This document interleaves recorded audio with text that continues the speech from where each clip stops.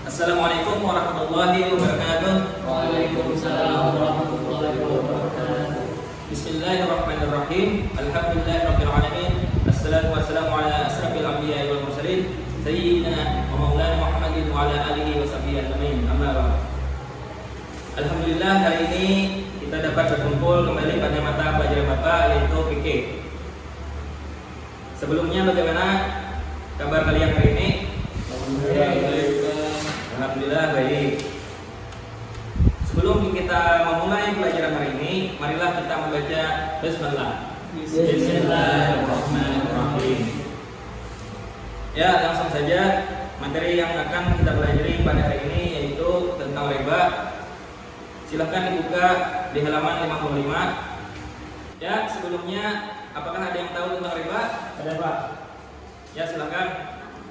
Riba itu adalah penambahan yang diambil tanpa adanya transaksi pengganti atau penyimpanan yang dibenarkan oleh syariat. Ya, benar sekali. Riba menurut bahasa artinya penambahan atau kelebihan. Penambahan yang diambil tanpa adanya transaksi pengganti atau penyeimbang yang dibenarkan oleh syariat.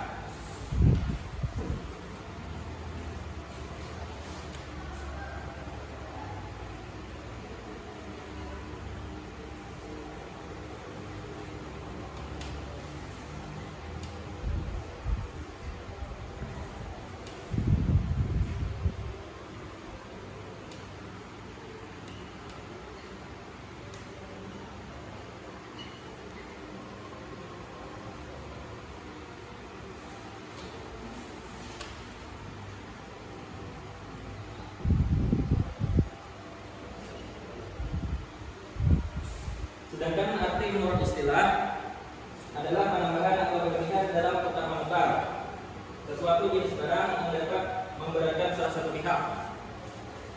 Sebagai contoh, seseorang meminjamkan uang kepada orang lain dengan syarat pada waktu pengembalian dilebihkan dari nilai semula. Ya, sebagai contohnya tuh seseorang meminjamkan uang kepada orang lain dengan syarat pada waktu pengembalian dilebihkan dari nilai semula. Contohnya tuh misalnya si A meminjamkan uang kepada si B dengan nilai 100.000 rupiah, kemudian si A meminta kepada si B agar melebihkan uangnya jadi 150.000 ketika mengembalikannya. Nah, itu yang disebut dengan riba. Riba bisa juga disebut dengan bunga uang. Melakukan riba itu hukumnya haram. Sebagaimana firman Allah yang artinya, hai orang-orang yang beriman, janganlah kamu memakan riba dengan berlipat ganda dan bertakwalah kepada Allah supaya kamu mendapatkan keberuntungan. Quran surah Al-Imran ayat 130. Kemudian Allah juga mengancam perbuatan riba. Hal itu sesuai dengan firman-Nya dalam Quran surah Al-Baqarah ayat 275, yang artinya orang-orang yang mengambil riba tidak dapat berdiri melainkan seperti berdirinya orang yang kemasukan setan lantaran tekanan penyakit gila. Keadaan mereka yang demikian itu adalah disebabkan mereka berkata atau berpendapat sesungguhnya jual beli itu sama dengan riba, padahal Allah telah menghalalkan jual beli dan mengharamkan riba. Orang-orang yang telah sampai kepadanya larangan dari Tuhannya lalu terus berhenti dari mengambil riba, maka baginya apa yang telah diambilnya dahulu sebelum datang larangan dan urusannya terserah kepada Allah. Orang yang mengulangi atau mengambil riba, maka orang itu adalah penghuni neraka. Mereka kekal di dalamnya. Quran surah Al-Baqarah ayat 275. Di dalam ayat ini disebutkan bahwa Islam sangat membenci perbuatan riba dan Islam menganjurkan kepada umatnya agar di dalam mencari rezeki hendaknya menempuh dengan cara yang halal seperti jual beli dan sebagainya. Jadi komoditas jual beli itu barang atau jasa, sementara uang hanya berstatus sebagai alat tukar dan bukan komoditas.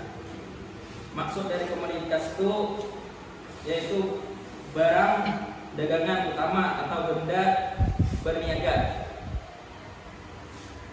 Jadi komoditas riba, uang sebagai komoditas. Makanya riba itu tidak berubah menjadi barang ataupun jasa, tapi uang ini tetap utuh. Jadi uang kemudian dia menghasilkan uang. Karena itu teori dalam jual beli, uang digesek dengan barang ataupun jasa menghasilkan uang, maka uang ini halalan thayyiban. Sedangkan teori dalam riba, uang digesek dengan uang menghasilkan uang, maka uang ini statusnya riba atau haram. Kemudian yang pembahasan kedua yaitu jenis-jenis riba. Riba terbagi menjadi 4 macam, yaitu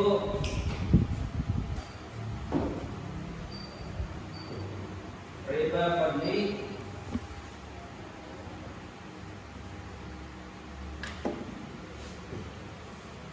kemudian riba fardhi,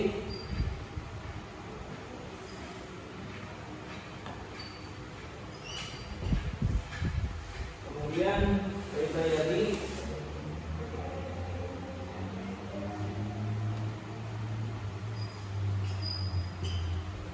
dan riba nasyah.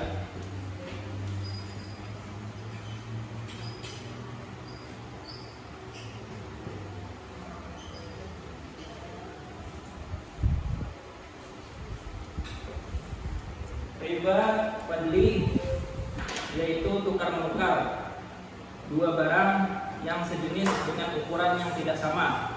Misalnya seseorang menukarkan seekor kambing dengan kambing yang lain yang lebih besar, kelebihannya itu disebut dengan riba fadli. Supaya tukar menukar seperti ini tidak termasuk riba, maka harus memenuhi 3 syarat, yaitu A. Tukar menukar barang tersebut harus sama, kemudian timbangan atau tukarannya harus sama, kemudian serah terima pada saat itu juga harus benar. Kemudian yang kedua, riba fadli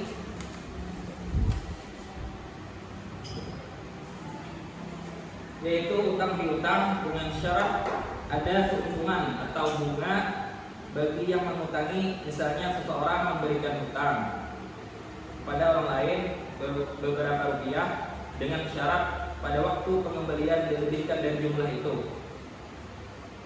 Nah, itu yang disebut dengan riba fardhi.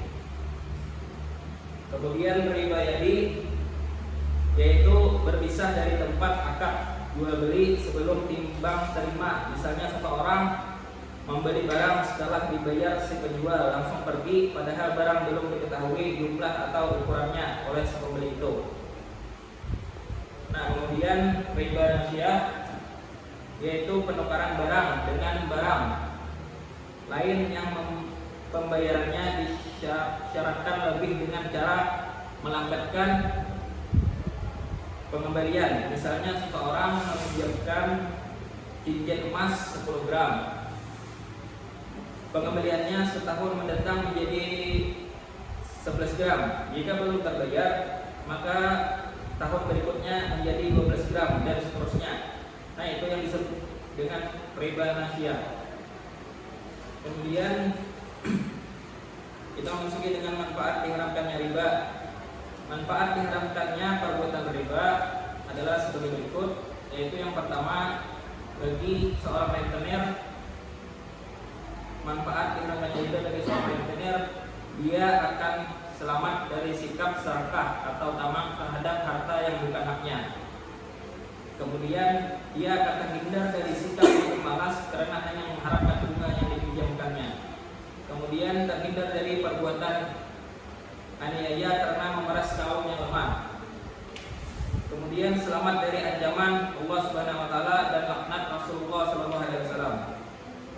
Kemudian yang kedua, bagi seorang peminjam, manfaat diharapkan riba bagi seorang peminjam itu yaitu selamat dari pemerasan yang dilakukan oleh seorang rentenir. Kemudian dia akan selamat dari ancaman Allah Subhanahu wa taala dan dan akan dapat memenuhi kebutuhan hidup dengan tenang. Kemudian yang ketiga, manfaat bagi kedua belah pihak, yaitu akan dapat menjalin hubungan kasih sayang, sebab riba merusak hubungan batin di antara mereka karena satu pihak memaksa pihak lain.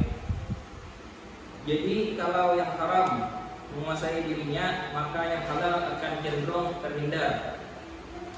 Semua akan bergerak pada kepentingan-kepentingan yang haram. Riba sama dengan haram, maka segala unsur yang terkait dengan riba, semua